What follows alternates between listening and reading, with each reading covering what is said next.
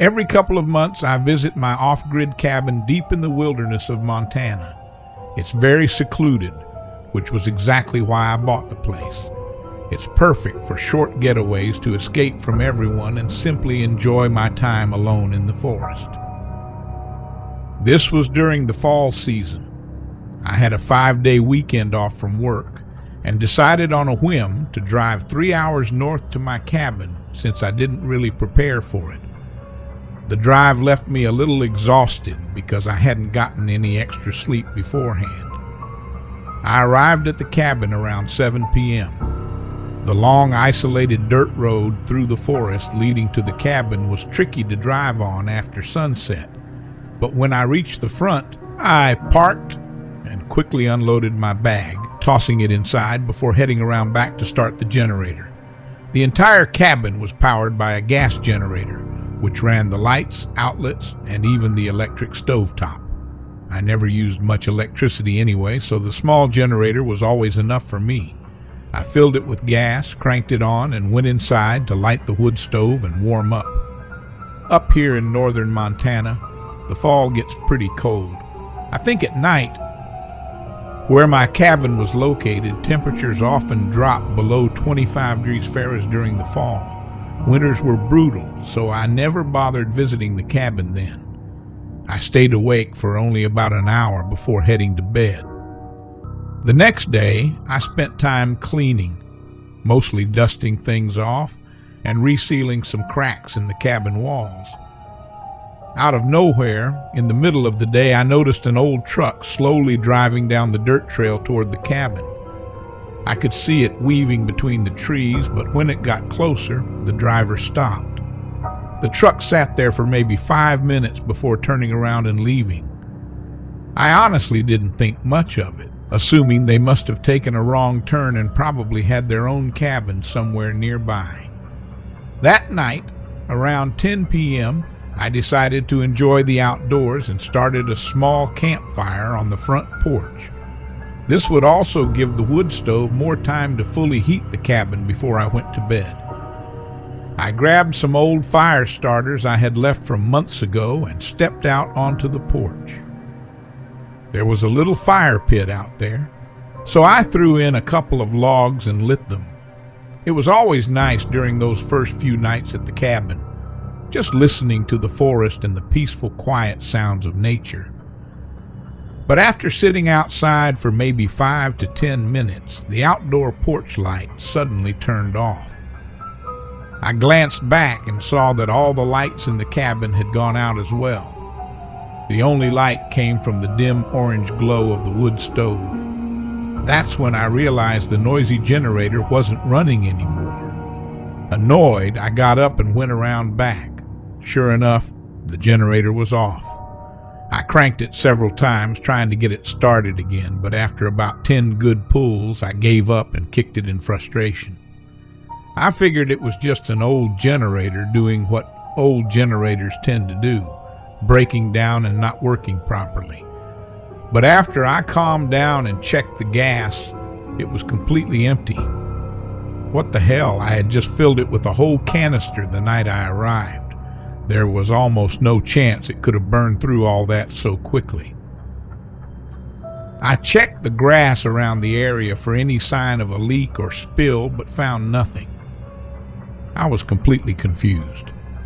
I honestly didn't understand how that was even possible, but since I didn't have any extra fuel, I knew I'd be without power until at least the next morning, when I could drive into town to get more. Even with the inconvenience, I figured it wasn't really a big deal. I had the wood stove for heat and was going to bed soon anyway, so I didn't need lights or much else. I went back to the porch, sat down, and tried to relax again to enjoy the rest of the night. But it only took a few seconds before I noticed something out in the woods. A figure, or at least something that looked like a person, standing among the trees to the right of the dirt trail.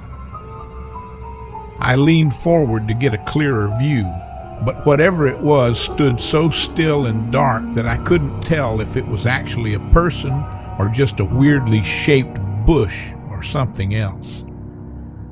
After staring at it for a few minutes and seeing no movement at all, I gave up and went back to sitting quietly, listening to the calm night. But when I glanced toward the forest again a minute later, the figure was gone. I looked all around for several more minutes, trying to spot where it had gone, but I couldn't see it anywhere. Honestly, that put me a little on edge. I don't think of myself as someone who's easily paranoid, but that was probably one of the creepiest things I had felt in a long time. Obviously, if it were just a bush or some tree, it would still have been standing there. Thinking about that gave me chills. For the next 30 minutes, I kept my eyes fixed on the forest. The peaceful atmosphere surrounding the cabin now felt strange and unsettling. I had the feeling I wasn't alone anymore, like something or someone was watching me. The generator going out added to the unease, and something definitely felt wrong. Then, probably around midnight, I suddenly heard a noise to my left. It sounded like a stick falling from a tree, or maybe something stepping on it. I stared into the darkness in that direction, waiting to see if something moved. But after about 30 seconds, I turned back to face the front of the cabin. My heart nearly stopped. The figure was back, standing in the same place as before. Then I saw another one, and another. There were maybe a dozen shadowy figures standing among the trees about 100 yards away. All of them stood perfectly still and silent, hidden by the darkness, but definitely facing the cabin. My body reacted instantly, and I rushed back into the cabin. I stood behind the door for a minute, trying to gather my thoughts and debating whether or not to peek out the window. Eventually, I found the courage to look. All the figures were gone. The forest was empty again. That almost scared me more than when they were there. But I didn't have much time to think, because only moments later, I heard footsteps at the back of the cabin. I'm pretty sure I could make out 4 or 5 distinct steps, though there might have been more. I quickly shut the front window blinds. I stood there listening as these unknown people slowly moved around the cabin. They seemed to stay close together. It didn't sound like they were spreading out to surround the place. They came up to the front porch, and I held my breath as I heard the heavy thump of boots on the wooden boards right outside the door. I was sure that this was it for me. I didn't dare try to peek outside. The creepiest part was that whoever they were, they didn't speak a word. The only sounds they made were from their footsteps. Yet they all moved together like they knew exactly what they were doing. What kind of group would be doing this in the middle of nowhere, deep in the woods? I stood frozen, waiting as minutes dragged by. I knew they were just outside the door, maybe hoping I would try to come out. After about 10 minutes, I finally thought, forget it. I'll take a quick look through the window. I crept over and gently lifted the edge of the blind just enough to peek through with one eye. The porch was empty. No one was there. The whole group had vanished without making any sound of leaving. I didn't bother grabbing anything except my car keys.